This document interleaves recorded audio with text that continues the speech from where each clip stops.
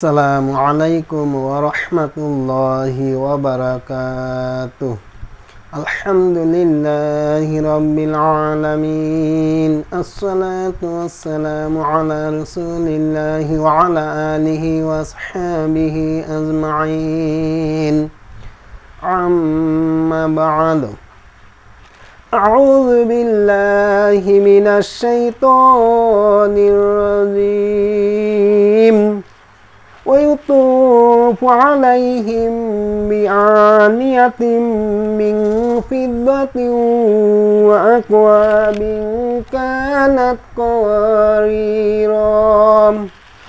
قوارير من فضة قدروها تقديرا رب اشرح لي صدري ويسر لي امري واحلل عقدة من لساني يفقهوا قولي ربي زدني علما ربي يسر ولا تعسر وتمم علينا بالخير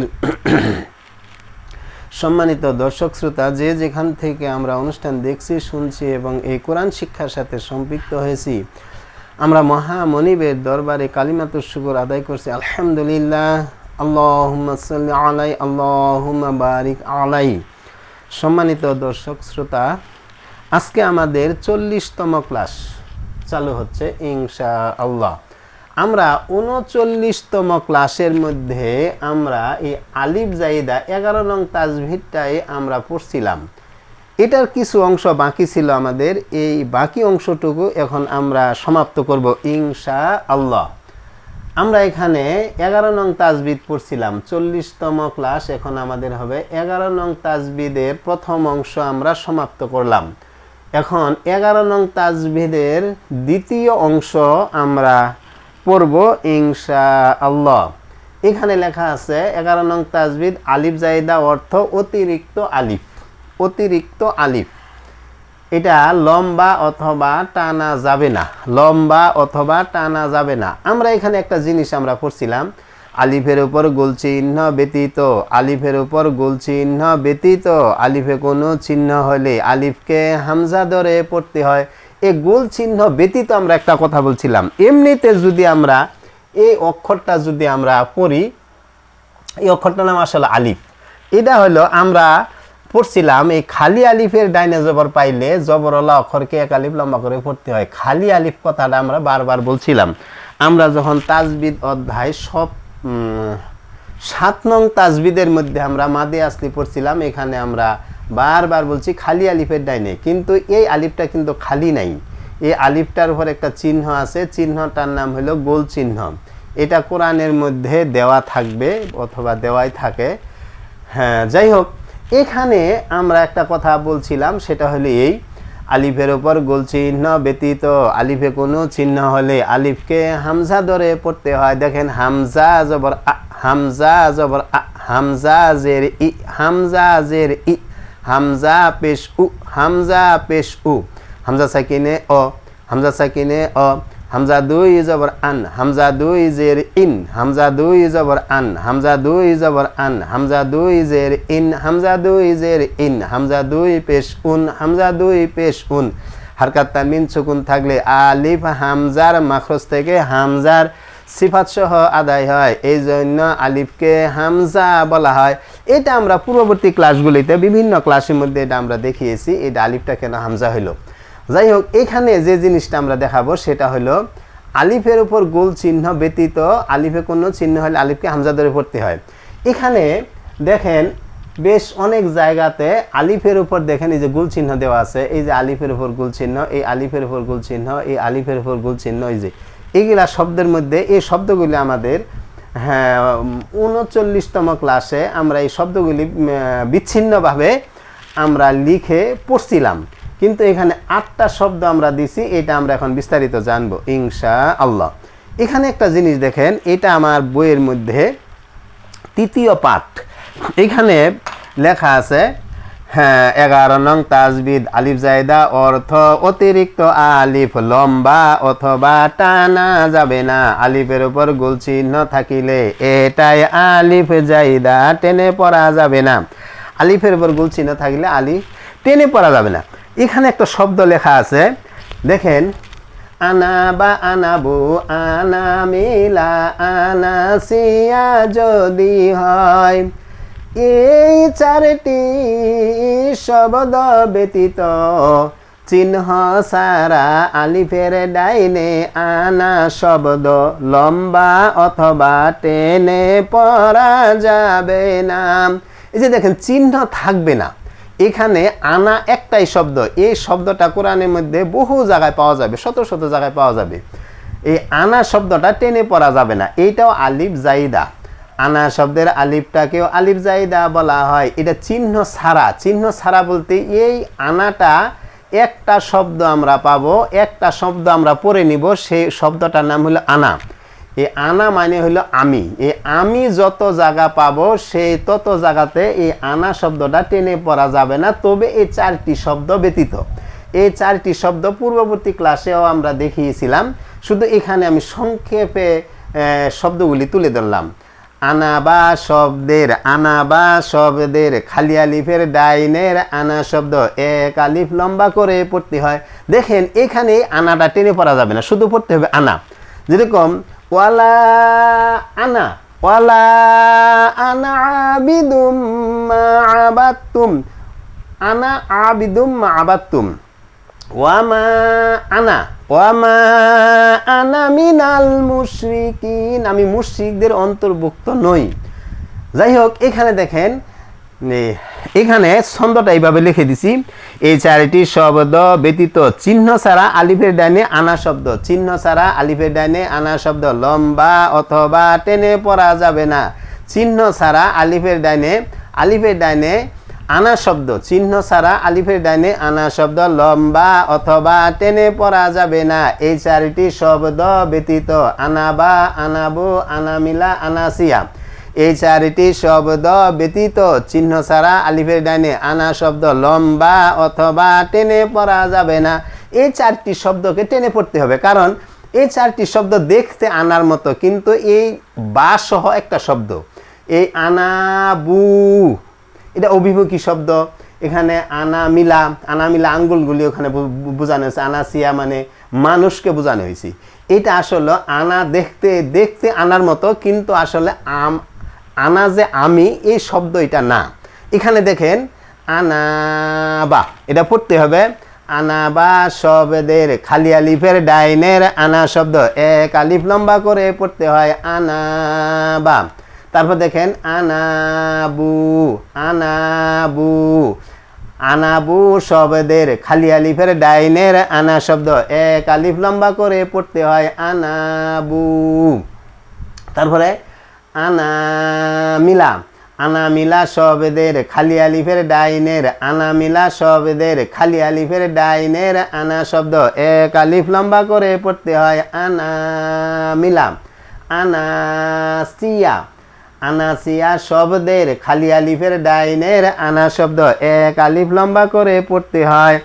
আমরা বিগত ক্লাসে বা 39তম ক্লাসে আমরা দেখিয়েছিলাম যে আলিফ জাইদা টেনে পড়া যাবে না, তবে এখানে একটা কথা আছে। দেখেন এখানে একটা শব্দ দেওয়া আছে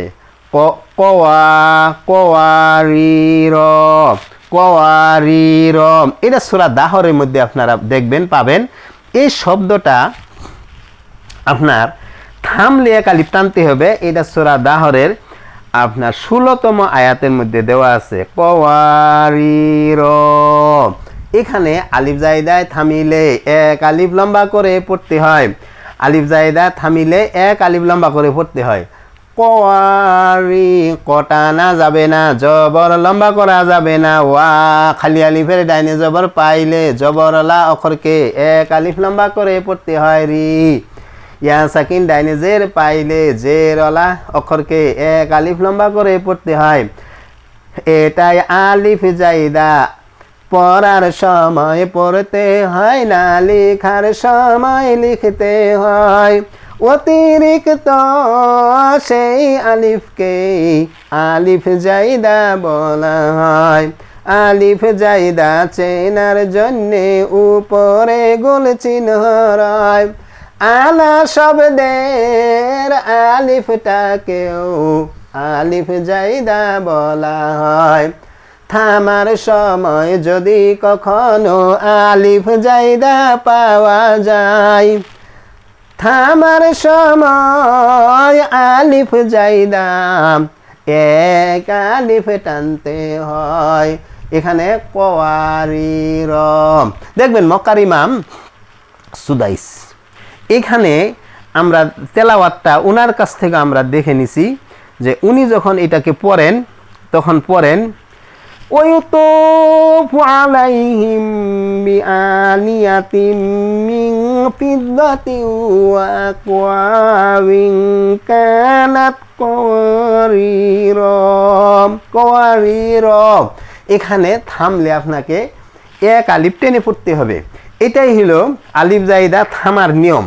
তারপর দেখেন আযুনুনা, সূরা আযহাবের মধ্যে 10 নম্বর আয়াতের মধ্যে এখানে দেওয়া আছে আযুনুনা, এটাই আলিফ জায়দা। আলিফ জায়দা থামিলে এক আলিফ লম্বা করে পড়তে হয়। আর কয়েকটা আয়াত আছে যে মার রাসূলা, থামলে এখানে এক আলিফ লম্বা করে পড়তে হবে।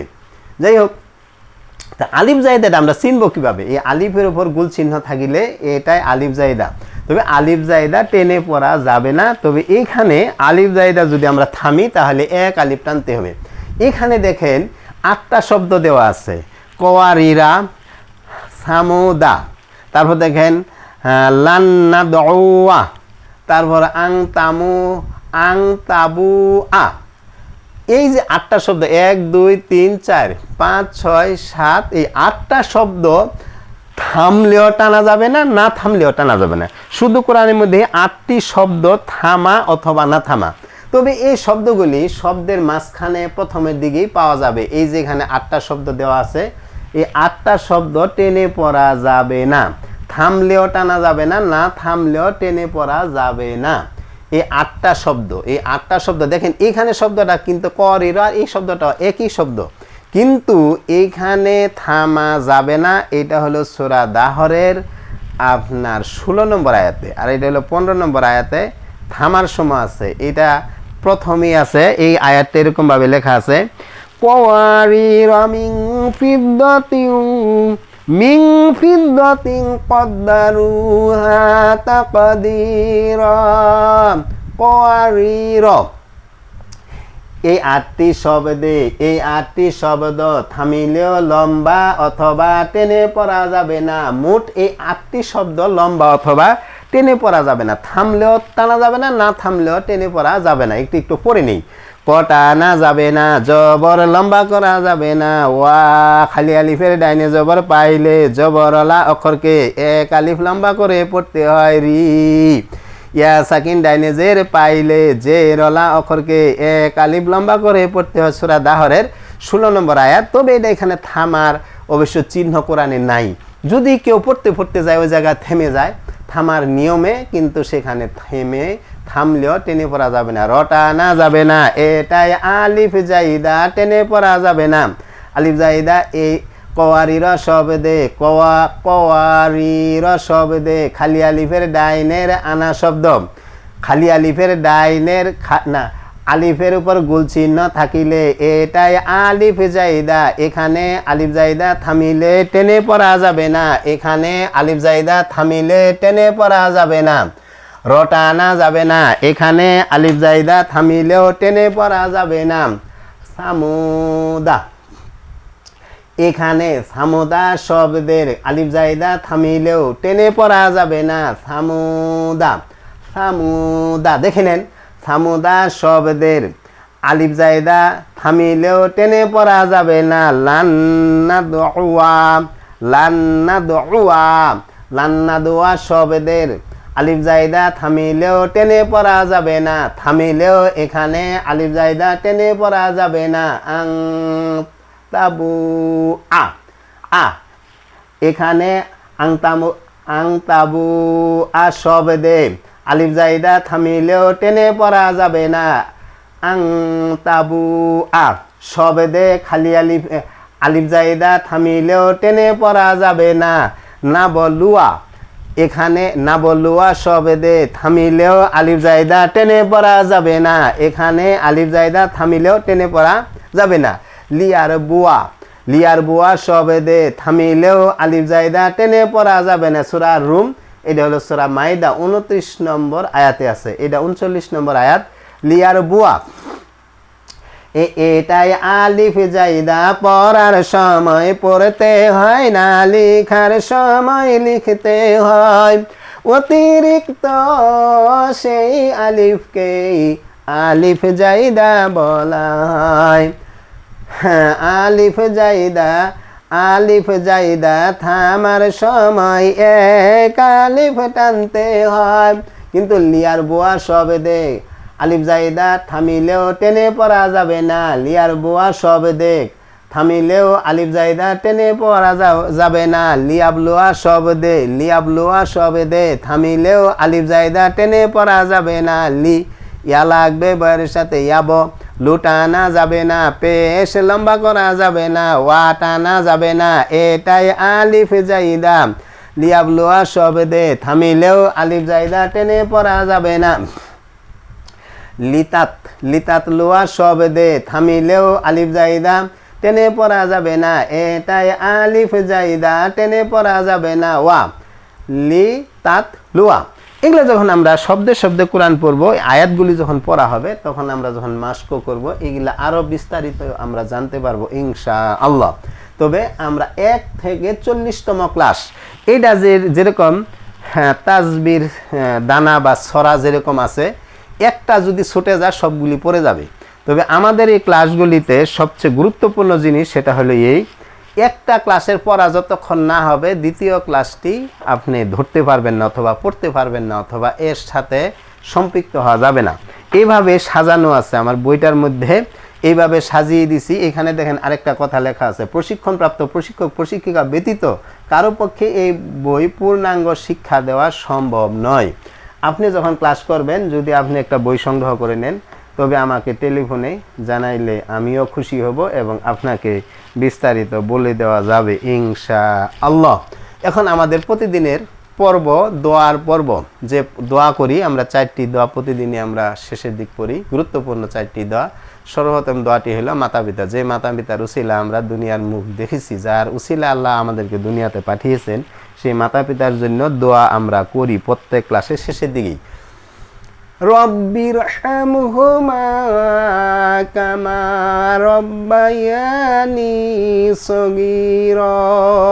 হে আমাদের রব, আমাদের পিতা মাতাদের উপর রহম করো, তারা যেভাবে শৈশবে আমাদেরকে লালন পালন করেছিল। তারপর যে দোয়াটি আমরা করি সন্তান এবং স্ত্রীদের জন্য দোয়া, রব্বানা হাব লানা মিন আজওয়াজিনা ওয়া যুররিয়াতিনা কুররাতা আয়ুনিন ওয়াজআলনা লিল মুত্তাকিনা ইমামা। আমাদের সন্তান সন্ততি স্ত্রীদেরকে এমন বানিয়ে দাও যেন তারা আমাদের চক্ষু শীতল করে দেয়, তারা যেন আমাদের চক্ষু শীতলকারী হয়, এবং ঈমানদারদের জন্য আমাদেরকে নেতা বানিয়ে দাও।